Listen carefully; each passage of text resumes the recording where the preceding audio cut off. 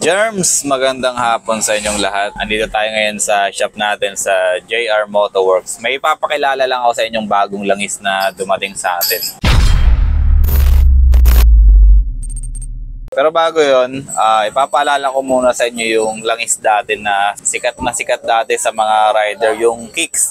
Itong langis na to, yung Kicks na kulay pink tsaka yung kulay orange. Yung polysynthetic na para sa scooter tsaka para sa manual. May dumating sa atin ngayon na bagong langis, bagong pangalan. Kapareho siya ng Kicks na made in Korea. Ngayon, hindi ko pa alam sa inyo kung nakita nyo na to sa ibang shop or nakita nyo na to sa ibang lugar or nagamit nyo na tong langis na to. Pero ngayon ipapakilala ko sa inyo para kahit pa paano magkaroon kayo ng tiwala or magkaroon kayo ng kumpiyansa dito sa langis na to. Kung naaalala nyo yung Kicks na 5W40, eto rin yun, may ganoon din siya. Tapos meron din siyang 10W40 para naman sa manual or dun sa mga wet clutch na uri ng motor or yung mga underbone. Okay, Germs, papakilala ko na sa inyo yung bago nating langis na galing Korea, made in Korea din. Same lang siya nung Kicks. So ito yun, X-Tier na pang manual, 0.8 liters, tapos meron din siyang X-Tier na 1 liter. So 10W40 yung viscosity niya. Tapos itong design na to ay para sa mga manual or semi-manual na mga motor. Basta mga wet clutch type na motor, ito ang gagamitin natin. X-Tier 40. Tapos makikita nyo dito, ayan, makikita nyo made in Korea. Ayan, made in Korea din siya. So itong langis na to ay parang kaparehas lang siya nung Kicks na ginagamit natin dati or yung sikat na langis na ginagamit ng mga nakaraang buwan. Sa ngayon kasi wala na yung Kicks, hindi na siya nagsi-circulate dito sa atin kasi hindi natin alam kung ano nangyari dun sa supply niya, dun sa supply chain niya kasi sobrang taas na nung presyo ng langis na yun. Hindi na natin kaya i-distribute yung ganong klaseng presyo ng langis kasi sa totoo lang yung Kicks sobrang bago niya pa sa market pero sobrang taas na nung presyo niya. Pero itong bagong pinapakilala natin sa inyo na X-Tier 10W40 viscosity niya, kaparehas lang siya. Made in Korea din, original, walang ginayang brand, original brand from Korea. Ayan, naipakita ko na sa inyo yung pang manual natin. Ito naman, ipapakita ko naman sa inyo yung ating pang scooter. So ayan, kaya ko siya nasabi sa inyo na parang kaparehas lang siya nung Kicks kasi meron din tayo ditong X-Tier na 40 tapos 5W40 yung viscosity niya. Tapos polysynthetic na din. Ito, tingnan yung malapitan. Ayan, X-Tier 40, 5W40, polysynthetic lahat yan. Tapos syempre made in Korea din yan. Original from Korea. Wala siyang pinagayahang brand.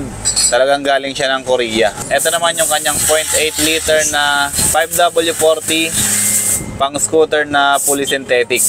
So itong langis na to, susubukan natin to ngayon dun sa motor natin, sa ADB 160 natin. Para may pakita ko sa inyo kung mapagkakatiwalaan pa natin yung langis na to. Kasi pinapakilala ko sa inyo para magamit ng iba, para malaman ng iba na meron tayong bagong langis, bagong brand na original from Korea. Hindi to Shell na imitation, hindi to Honda na imitation. Original brand to from Korea talaga. Kaya ngayon, ang gagawin natin, mag-change oil tayo dun sa motor natin. Gagamitin natin tong 0.8 liter para saktuhan lang dun sa ADB 160 natin. Tapos syempre, pag-aaralan natin, tsaka obserbahan natin yung performance ng langis na to. Kasi makikita natin sa viscosity pa lang nito, sa ratio pa lang, malabnaw na siya. Kasi kagaya nga to nung Kicks na sinasabi ko sa inyo nung nakaraan. Kasi kagaya nga to nung Kicks, yung viscosity niya, tapos yung origin niya, yung country origin niya, kaparehas na kaparehas.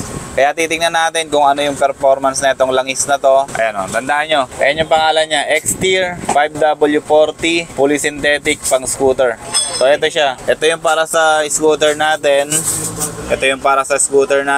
Meron tayo ditong 1 liter, tapos meron tayo ditong 0.8 liter. So ito sa mga pwede sa NMAX, Aerox, Kasi mga 900 ml yung mga capacity ng mga langis nila. Ito naman, pwede to sa mga Honda, ADB, Click, Beat, lahat na nagre-record lang ng mga maximum 0.8 liters yung oil nila. Ang presyo naman itong pang scooter na to ay ipapollow up ko na lang sa inyo, ipopost na lang natin sa Facebook page natin sa JR Motoworks. I-follow nyo na lang yung page namin, JR Motoworks, paki-follow na lang po. Tapos paki-share na din ang video na to para syempre mas maraming makapanood, mas maraming makakilala sa langis na to.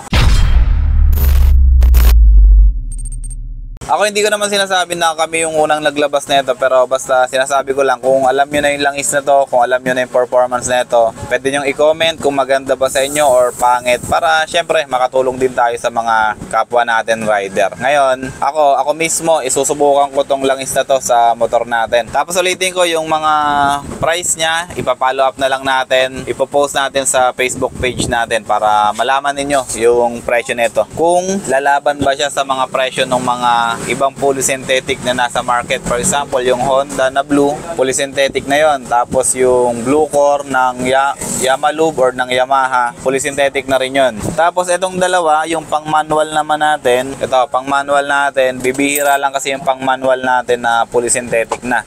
Kaya ito, mararecommend ko to sa mga talagang, for example, yung mga maiinit na makina, yung mga Raider, mga Sniper, mga ganyang klaseng makina medyo maiinit sila. Ito, mararecommend ko sa inyo tong X-Tier na pang manual. Meron tayo ditong 1 liter, tapos meron din tayong 0.8.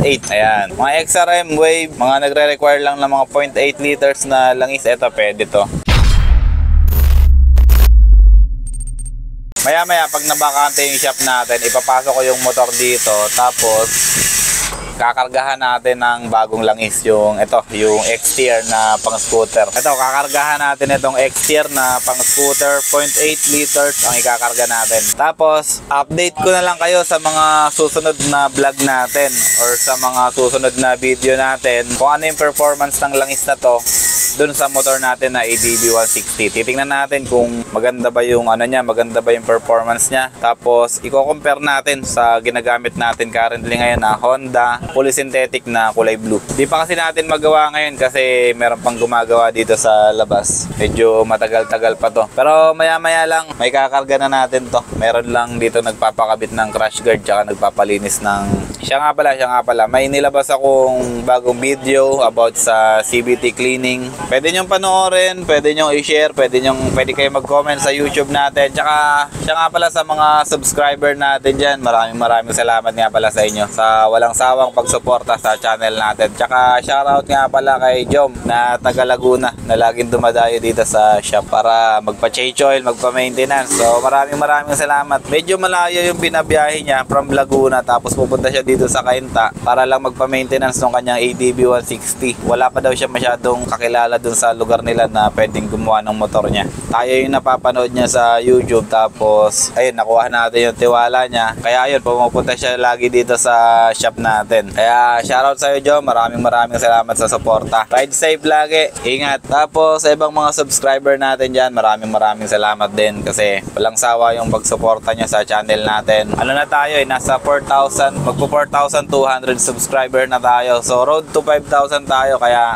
abang-abang lang kapag may budget, may parapol tayo na bagong helmet. So ayun, dito na natin tatapusin yung maikling vlog natin about dito sa bagong langis na pinapakilala natin sa inyo. Pumunta kayo dito sa shop kung gusto nyong subukan yung langis na to. Kung dati kayong gumagamit ng Kicks na wala na kayong makita ngayon, pwede nyong subukan yung langis na to. Tapos kung magustuhan nyo, pwede nyo ring i-share yung video na to. Kung magustuhan nyo yung performance nung bago nating langis, i-share nyo yung video na to para mas maraming makaalam, mas maraming makakita, mas marami tayong matulungan na rider sa pagpili natin ng magagandang langis. Ulitin ko, ipapakita ko ulit sa inyo yung langis natin. Ayan, ito yung mga langis natin. 5W40 pang scooter 1 liter, 10W40 pang manual, 10W40 pang manual din, tapos 5W40 na pang scooter. Eto, tara, tingnan natin yung motor natin. Kakargahan na natin ng langis na X-Tier 5W40.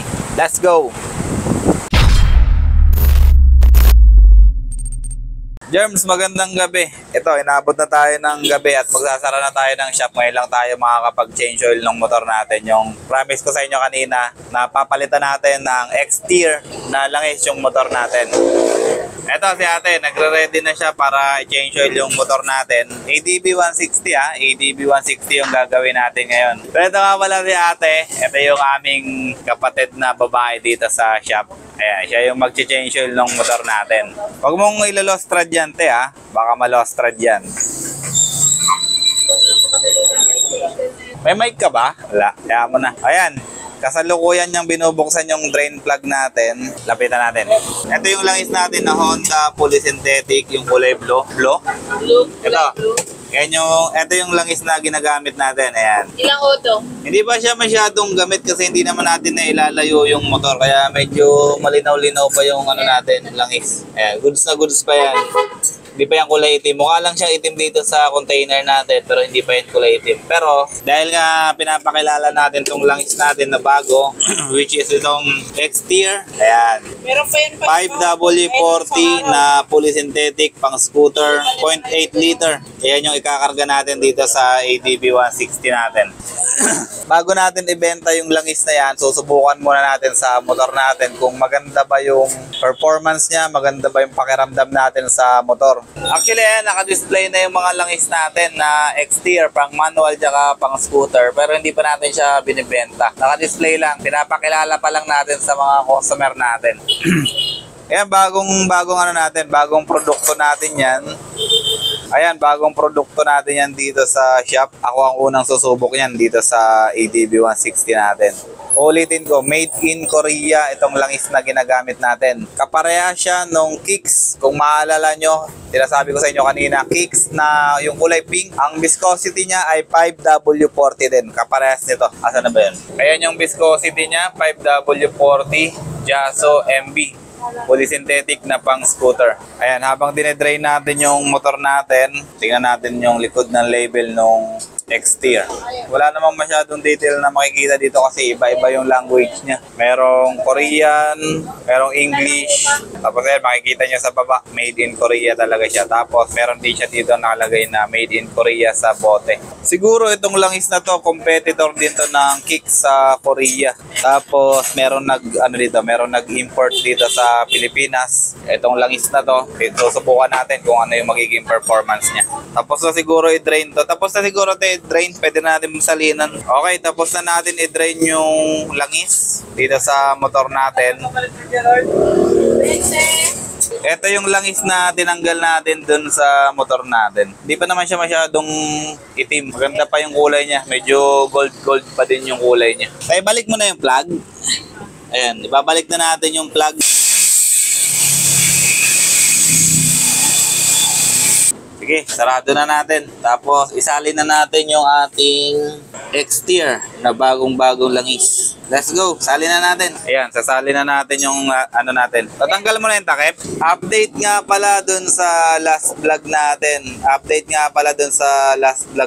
about dito sa dipstick natin na nagkakaroon ng tagas. Ito, update ko lang kayo about dito sa dipstick natin na nagkakaroon ng tagas. So, ganun pa din yung ganun pa din yung status ng dipstick natin dito sa side na to. Wala siyang dumi or wala siyang tagas. Pero pagdating dito, inikot natin yung dipstick natin. Ayan, kitang-kita nyo, sobrang daming buhangin. Ayan, oh, naghalo siya dun sa tumatagas na langis. Ayan, no? Oh. Ibig sabihin, may problema talaga tong dipstick natin. Although meron siyang goma dito, ayan, oh, nakikita nyo naman yung o-ring. Meron siyang o-ring dito, hindi niya lang nakukover lahat ng pwedeng daanan ng langis natin. Ayan, dumi, oh. Oh, paano niya sasabihin hindi issue yan, diba? Oh. Tingnan nyo maigi, oh. Ang dumi. Siyempre, lilinisin ko ulit to. Kasi nakita natin madumi. Lilinisin na natin. Tapos, ibabalik na natin dun sa kinalalagyan nito. Tapos, abang-abang ulit tayo. Update ulit tayo kung ano mangyayari dito sa dipstick na to. Hanggat wala pa tayo nakikitang pamalit dito sa sa o-ring niya. May o-ring to, ayan, oh. Kinukot-kut ko nga yung o-ring. Yan, linisin muna natin to. Tapos, ibabalik na natin to. Tapos, sasalina na natin ng langis na X-Tier. Okay. Ayan si ate. Ate Christina. Isasali na yung X-Tier na langis. Ayan na. Pinap na yung selyo niya. Okay. Sige te, salin mo na. X-Tier, pang scooter, 0.8 liter, 5W40 ang viscosity. Tayo ang unang susubok niyan dito sa shop. ATV 160. Sige te, salin mo na. Tapos lilinisin na natin yung linisin mo muna yung dipstick natin na sobrang dumi. Pabuga, tapos buga mo dito, ibuhangin. Thank you. Okay, naisali na natin yung bagong langis natin, X-Tier. Ito, 0.8 liter, 5W40 yung viscosity niya. Nailagay na natin dito sa ADB 160 natin. Tapos, abang-abang na lang kayo sa abang-abang na lang kayo sa update natin kung ano yung performance ng langis na to. Para mabigyan ko rin kayo ng idea, tapos may recommend ko sa inyo na maganda tong langis na to. Ayan, kita-kita ulit tayo sa susunod na video. Ayun nga pala si ate. Salamat kay ate, shoutout. Siya yung nag-change oil ng motor natin. Tapos kita-kita na lang ulit tayo sa susunod na video natin. Jeff Rocks, out.